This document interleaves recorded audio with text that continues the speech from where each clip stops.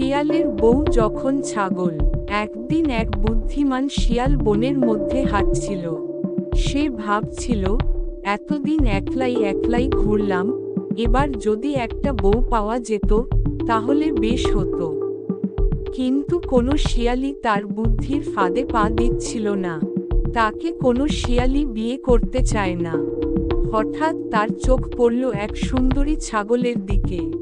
ছাগলটি ছিল একেবারে ধবধবে সাদা, লোম ঝলমলে আর চোখ দুটো মায়াভরা। শিয়ালের মাথায় দুষ্টু বুদ্ধি খেলে গেল। সে ভাবল, এই ছাগলকে যদি বিয়ে করা যায় তাহলে রোজ দুধের বন্দোবস্ত হয়ে যাবে, আর এত কিছুর বায়নাও ধরবে না। শিয়াল ছাগলের সামনে গিয়ে গলা খাকারি দিয়ে বলল, ওহে সুন্দরী, তুমি কি জানো তুমি আসলে কোনো সাধারণ ছাগল নও? ছাগল একটু অবাক হয়ে বলল, মানে? আমি তো ছাগলই।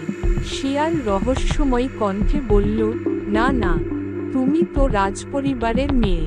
তোমার আসল পরিচয় লুকানো হয়েছে। রাজকুমারীর মতো দেখতে, অথচ ছাগলের মতো ঘুরে বেড়াচ্ছ। ছাগল লজ্জা পেয়ে বলল, আসলেই কি? শিয়াল মাথা নাড়িয়ে বলল, নিশ্চয়ই। আমি তো তোমার ভাগ্যগুরু। আমি যদি তোমাকে বিয়ে করি তাহলে তুমি রানীর মতো সুখে থাকবে। ছাগল একটু ভেবে বলল, কিন্তু আমি তো ঘাস খাই, আর তুমি মাংস খাও। আমাদের সংসার কিভাবে চলবে? শিয়াল হাসতে হাসতে বলল, আহারে, ভালোবাসার টানে সব সম্ভব। আমি তোমার জন্য ফলমূল খেয়ে জীবন কাটিয়ে দেব।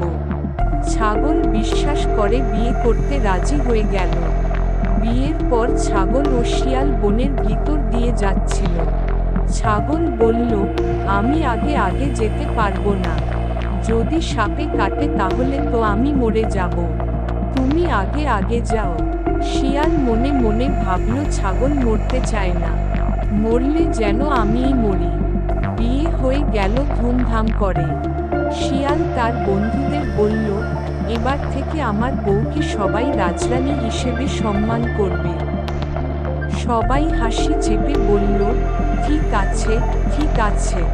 কিন্তু বিয়ের পরপরই ছাগলের একের পর এক দাবি শুরু হলো, আমি নরম বিছানায় ঘুমোবো, তাজা ঘাস খাবো, দুধের বাটি চাই। শিয়াল বেচারা তো মহাবিপদে পড়ল। সে তো কল্পনাও করেনি যে বউয়ের এত দাবি থাকবে। চতুর ছাগল ও শিয়ালের শিক্ষা। একদিন ছাগল বলল, আজকে আমি বনের বাইরে মাঠে বেড়াতে যাব। তুমি আমাকে সাথে নিয়ে চলো। শিয়াল ভাবল, এই ভালো সুযোগ। বাইরে নিয়ে গিয়ে একে ছেড়ে দিয়ে আসব, নয়তো ঝামেলা বাড়বে। কিন্তু ছাগলও কম যায় না। সে বুঝতে পেরেছিল যে শিয়াল তাকে ছেড়ে আসতে চাইছে। তাই সে বনের মাঝপথে এক গর্ত দেখে দ্রুত ঢুকে পড়ল আর চিৎকার করে বলল, ওরে, রাক্ষসের আক্রমণ! আমাকে বাঁচাও! বনের অন্য প্রাণীরা ছুটে এসে দেখল শিয়াল হতভম্ব হয়ে দাঁড়িয়ে আছে। সবাই ভাবল, শিয়াল কিছু একটা গণ্ডগোল করেছে। তারা মিলে শিয়ালকে ধাওয়া দিল। শিয়াল শেষে বনে ফিরে এসে নিজের কান চুলকাতে চুলকাতে বলল, বউ তো নয়, যেন এক মহা বিপদ।